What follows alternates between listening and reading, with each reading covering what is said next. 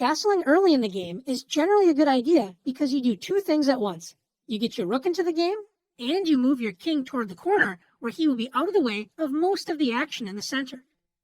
Normally, you want to castle to a side that has pawns available to protect your king from attack, like this and like this. Oftentimes, you'll have 3 pawns sitting directly in front of your king in a perfect row.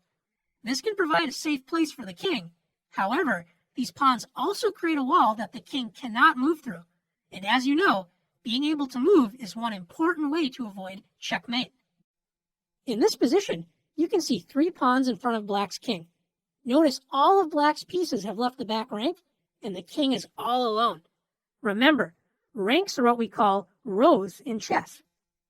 What would happen if you were able to check the king on the back rank? Let's see. Rook to e8 delivers checkmate. Black's own pawns prevent the king from escaping the back rank. Let's look at this position again, but this time with a slight difference in the position. Do you notice the difference in this position? Black's pawn on h7 has moved to h6. This opens up a window for the black king in case white delivers a check on the back rank. Black escapes white's attack, and now it's white's turn to be cautious. If white tries to save a pawn with a4, a pawn may be saved, but the game will be lost. Notice white's back rank is completely unprotected. One of black's rooks can deliver a check. Let's say rook to d1, which forces rook e1. And now, after rook takes e1, it's checkmate. So how could white have avoided this back rank checkmate? Remember, the best way to avoid a back rank checkmate is to push a pawn in front of the king as a window for escape from the back rank.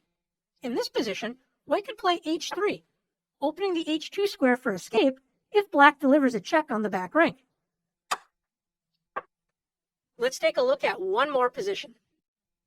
In this position, should white capture the pawn on b6?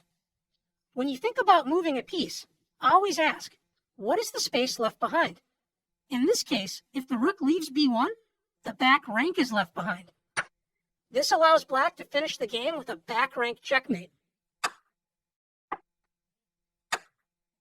Obviously, white cannot allow this to happen, so let's see what white should do instead. White needs to open a window for the king's escape and move one of the pawns in front of the king. But which pawn should be moved? Let's try g3. This does open a window for white's king to escape the back rank, but it also weakens light squares right in front of white's king. This allows black to play bishop to h3, preventing the white king from escaping the back rank. So g3 actually makes white's king less safe. This leaves us with moving the h-pawn. After h3, white's king now has an escape square on h2, so back rank checkmate is no longer an issue. White can now capture the pawn on b6 with the rook on the next turn if black leaves it unprotected. Now that you've learned how to deliver and avoid back rank checkmate, it's your turn to practice back rank checkmates.